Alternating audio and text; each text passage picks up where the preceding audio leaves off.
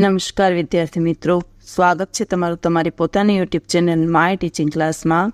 આજે આપણે ભણીશું ધોરણ 10 વિષય ગુજરાતી ગાલા સ્વાધ્યાય પોથીમાં પાઠ 6 વાયરલ ઇન્ફેક્શન, જે એક નિબંધ છે અને જેના લેખક છે ગુણવંત શાહ. ચાલો વિદ્યાર્થી મિત્રો, વિભાગ એ ચાલુ કરીશું.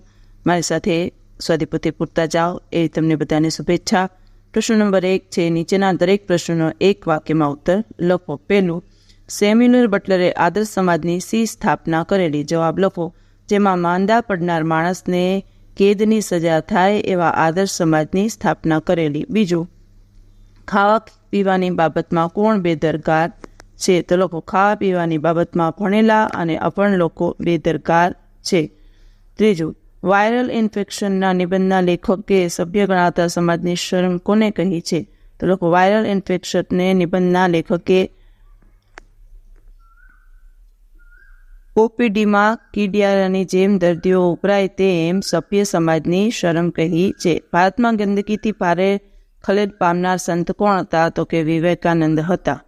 પાંચમું, ગાંધીજી કોને અપરાધ ગણતા? તો લોકો માંદગીને લગભગ અપરાધ ગણતા. પોતાની માંદગીને કોણ આધ્યાત્મિક ભૂલ ગણતું? પોતાની માંદગીને કોણ આધ્યાત્મિક ભૂલ ગણતું? તેમાં લખો, ગાંધીજી આધ્યાત્મિક ભૂલ ગણતા. ગુણવંત શાહના મત પ્રમાણે શું ખાનારને સફરજન મોંઘું પડે છે? તો એમાં લખો, તમાકુ ગુટકા ખાનારને સફરજન મોંઘું પડે છે. આઠમું, લેખકની દ્રષ્ટિએ વેડફાઈ ચૂકેલું જીવન ક્યાં પડેલું જોવા મળે છે? તો લખો, માંદગીને ખાટલે પડેલું જોવા મળે છે. 9, રામે કઈ રાક્ષસીનો વધ કરેલો? તો લખો, રામે તાડકા નામની રાક્ષસીનો વધ કરેલો. 10મું, લેખકે તાણને કોની સાથે સરખાવી છે? તો વાસા વગરની ચૂડેલ સાથે સરખાવી છે. 11મું, લેખકના મતે ઘરમાં કોનો પ્રેમ મળવાથી માણસ વ્યસની બનતા અટકે છે? લખો, લેખકના મતે ઘરમાં મા, બહેન, ભાભી, પિતા, મિત્ર કે પત્ની તરફથી ભરપૂર સ્નેહ મળી રહેતો હોય તો માણસ વ્યસની બનતો અટકી શકે છે. 12મું, આપણે ત્યાં રોગ કે વ્યાધના ઉપચાર તરીકે શાનો સ્વીકાર થયો નથી? તો કે આપણે ત્યાં રોગ કે વ્યાધિના ઉપચાર તરીકે પ્રેમનો સ્વીકાર થયો નથી. હવે છે પ્રશ્ન નંબર 2. નીચેના પ્રશ્નોના 3-4 વાક્યોમાં ઉત્તર લખો.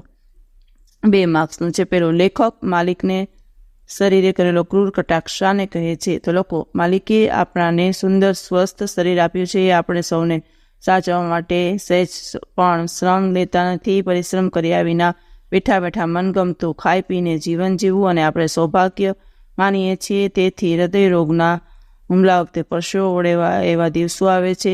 આ માલિકને કરેલો ક્રૂર કટાક્ષ કહે છે. બીજું, લેખક હૃદયરોગના હુમલા વિશે શું જણાવે છે? તો લખો, લેખક હૃદયરોગના હુમલા વિશે જણાવે છે. હૃદયરોગનો હુમલો આવવાનું કારણ માણસ પોતાના શરીરને પોટલું સમજીને કલાકો સુધી ઓફિસમાં બેસીને કામ કર્યા કરે છે. તેને કારણે તેને ગમે તે સમયે ગમે તેટલું ખાવું પડે છે. હુમલો આવે ત્યારે માણસને પરસેવો છૂટવા મળે છે. જીવનમાં ક્યારેય પરસેવો નથી વળ્યો હોતો. તેથી શરીરે પોતાના માલિકને કરેલો એ ક્રૂર કટાક્ષ ગણાય.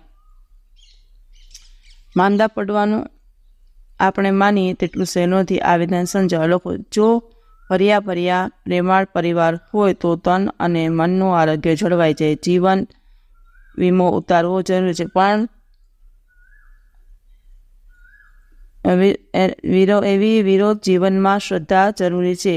એમાં સંસ્વભાવ રૂપી રોકાણ કરવામાં આવે તો સ્નેહરૂપી ડિવિડન્ડ મળતું રહે. આવું બને તો માંદા પડવાનું આપણે માનીએ એટલું સહેલું નથી. હવે છે પ્રશ્ન નંબર 3. નીચેના પ્રશ્નોના 10-12 વાક્યમાં મુદ્દાસર ઉત્તર લખો. 4 માર્ક્સ છે. એમાં પહેલું, હૃદયરોગનો હુમલો કોઈ મફતમાં નથી મળતો. વાયરલ ઇન્ફેક્શન પાઠના આધારે વિધાન સમજાવો.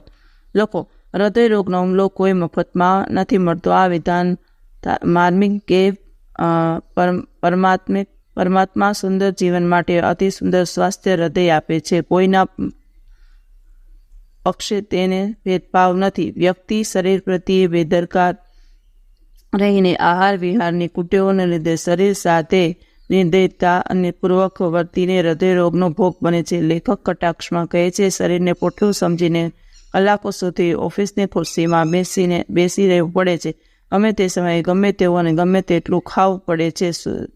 લોકોના બેઠાણુપણાને લેખક સ્થૂળ સાધના કહે છે, જેને પરસેવો નથી વધ્યો તેવું શરીર પોતાના માલિકને કરેલો ક્રૂર કટાક્ષ ગણાય એમ લેખક કહે છે. હવે છે પ્રશ્ન નંબર 2.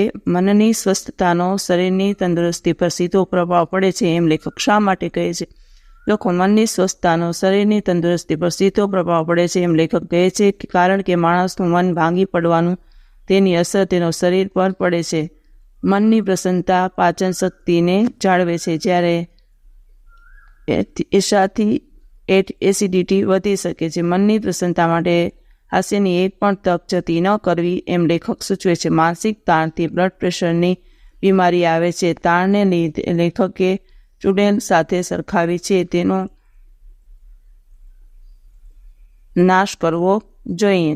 અતિશય ચિંતા કરવાથી પેટમાં અલ્સર થાય છે. પતિ પત્ની વચ્ચેના સંબંધમાં તાણ આવે તો બંનેના સ્વાસ્થ્ય પર એની સીધી અસર પડે છે.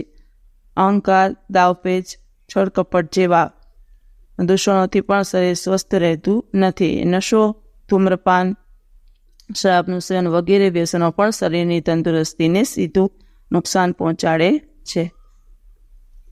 ચાલો વિદ્યાર્થી મિત્રો, વિભાગ સી ચાલુ કરો. સાચો વિકલ્પ પસંદ કરીને ઉત્તર. ચાલો, પેલું છે સાચી જોડણી શોધીને લખો. પહેલામાં આવશે શારીરિક, પછી નિર્દયતા, નિયમિત, ઉપનિષદ, પરિસ્થિતિ, ધૂમ્રપાન, આધ્યાત્મિક અને એસિડિટી. પછી છે સંધિ જોડો.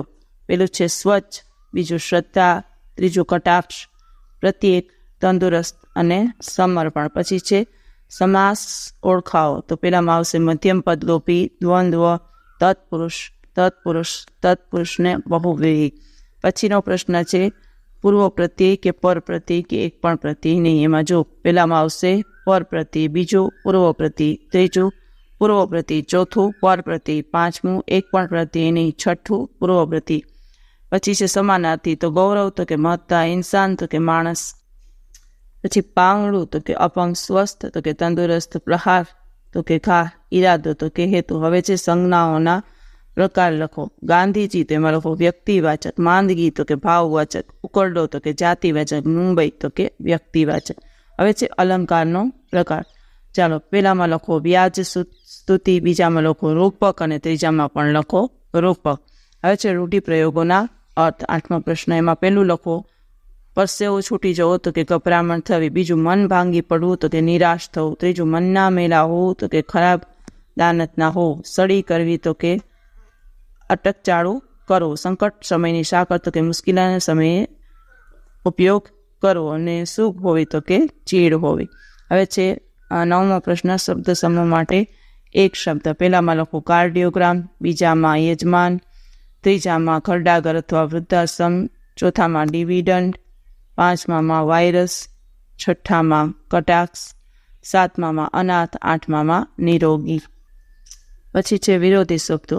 અપરાધ તો કે નિરપરાધ, અહંકાર તો કે નિરહંકાર, ગંધુ તો કે સ્વચ્છ, યજમાન તો કે મહેમાન, ભણેલા તો કે અભણ, દરકાર તો કે બેદરકાર, સ્થૂળ તો કે સૂક્ષ્મ, શરમ તો કે બેશરમ. પછી છે શબ્દોના અર્થ. માંદા તો કે સ્ત્રી જાત, માંદા તો કે બીમાર, ખાંસી તો કે ઉધરસ, ખાંસી તો કે બરોબર યોગ્ય, નાસ્તો તો કે શ્રીરામણ, ને નાસતો તો કે દોડતો અને ભાગતો, શરત તો કે હોડ અને કરાર, અને શરત તો કે ધ્યાન અને સ્મૃતિ. પછી છે વિશેષ શોધી અને તેનો પ્રકાર લખો. પહેલામાં છે સ્વચ્છ તો કે ગુણવાચક, પછી બીજામાં આવશે બીજી સંખ્યાવાચક, પછી ત્રીજામાં અતિશય માત્રા સૂચક, ચોથામાં એક સંખ્યાવાચક અને સંબંધવાચક, પાંચમામાં માનસિક અને ગુણવાચક. પછી છે ક્રિયા વિશેષણ શોધી અને તેનો પ્રકાર લખો. પહેલામાં આવશે આજકાલ તો કે સમયવાચક, નિર્દયતાપૂર્વક તો કે રીતિવાચક, હવે તો કે સમયવાચક, થોડોક તો કે માત્રા સૂચક, ટ્રેનમાં તો કે સ્થાનવાચક. હવે છે ધ્વનિ છૂટા પાડો. તો ઈર્ષા તો ઈ પ્લસ ર પ્લસ શ પ્લસ ય પ્લસ આ, વ્યક્તિ તો કે વ પ્લસ ય પ્લસ અ પ્લસ ક પ્લસ ત પ્લસ ઈ, પ્રજા તો કે પ પ્લસ ર પ્લસ અ પ્લસ જ પ્લસ આ, અને ધ્રુમ તો ત પ્લસ ઉ પ્લસ મ પ્લસ ર પ્લસ આ. 10મો પ્રશ્ન છે યોગ્ય જોડકા જોડો. કર્તરી રચના. હવે તેણે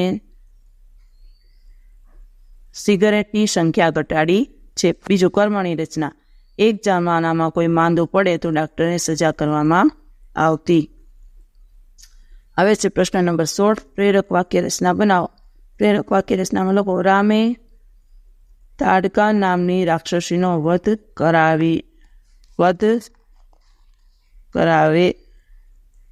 કરાવેલો. રામે તાડકા નામની રાક્ષસીનો વધ કરાવેલો. ચાલો વિદ્યાર્થી મિત્રો, આજના વિડીયો લેક્ચરમાં આટલું જ. જો તમને આ વિડીયો ગમ્યો હોય તો લાઇક કરશો, તમારા મિત્રો સાથે શેર કરશો અને મારી ચેનલને સબસ્ક્રાઈબ પણ કરશો. આવજો.